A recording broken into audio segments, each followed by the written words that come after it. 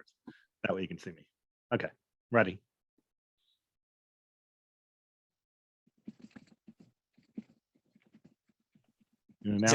Zach, you should introduce Manasseh.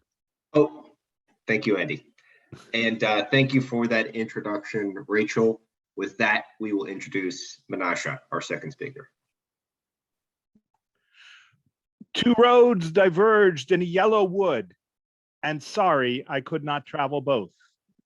And be one traveler, long I stood, and looked down one as far as I could to where it bent in the undergrowth. Good evening, Kemp Toastmasters.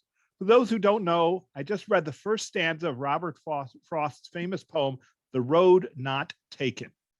I'd love to say that this poem has guided my life or that I've been supremely inspired by it, but sadly, that's not the case. I'm not really much of a poetry person. When I was trying to figure out what to say tonight on my fourth Toastmasters icebreaker, a speech about myself, I started thinking about a lot of things. Why am I here? That was the title of the previous icebreaker, and it is still a good question. This icebreaker is because I'm starting a new pathways path, but life is full of paths and roads, whether taken or not. And as I have mentioned in other speeches, one of my favorite things to do is read. What do I read about? Science, including quantum physics, and science fiction are two of my favorite topics. Some of the most fun and interesting science fiction, including a book I'm reading right now, involves the concept of a multiverse. That's not a poem, a long poem. It's something quite different. The form varies, but one form is where, as in one explanation of quantum physics, every moment, everywhere in the universe, there are branches at the subatomic level.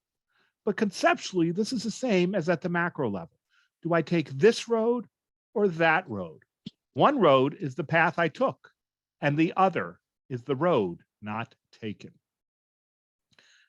Then took the other as just as fair, and having perhaps the better claim, because it was grassy and wanted wear, though as for that, the passing there had warned them really about the same. Sometimes our decisions have little consequence.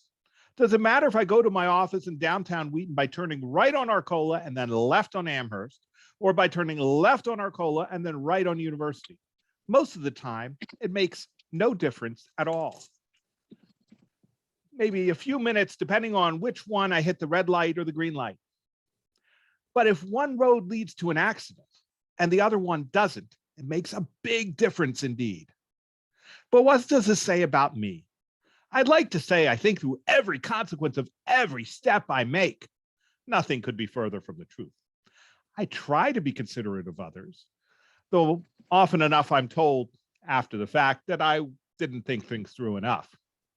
One thing friends, family, customers, everyone agrees on is that I'm very often late for things. And running late can certainly lead to taking the wrong road. But life isn't always that simple. Sometimes there really is no objective best road to take, particularly if they are both new. And both that morning equally lay, and leaves no step had trodden black. Oh, I kept the first for another day, yet knowing how way leads on to way, I doubted if I should ever come back. I often wonder, as in my science fiction stories, what if? What if I had invested every penny I could find in Google when it went public in 2004? $10,000 invested then would be $412,000 today. Imagine that. What if I'd never joined Toastmasters? Well, I wouldn't be talking to all of you today, but I also know there are some great speeches I've given outside of Toastmasters in the last few years. How would they have been different? What if I moved from traditional computer programming to web systems, like we're on right now, a few years earlier? Maybe I'd be a lot richer today. Or maybe I would have burnt out before the internet hit its prime. What if I took a different road and one of my car accidents never happened?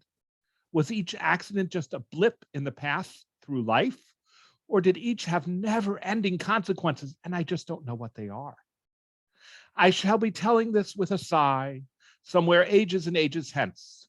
Two roads diverged in a wood, and I took the one less traveled by, and that has made all the difference.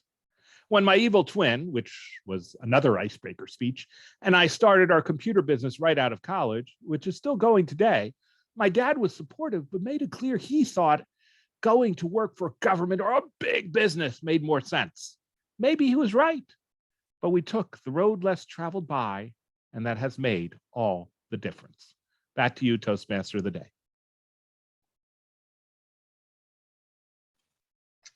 Wow. Thank you, Manasseh. With that, we will head to table topics. So with that, After the timers report. oh, timers report. Debbie?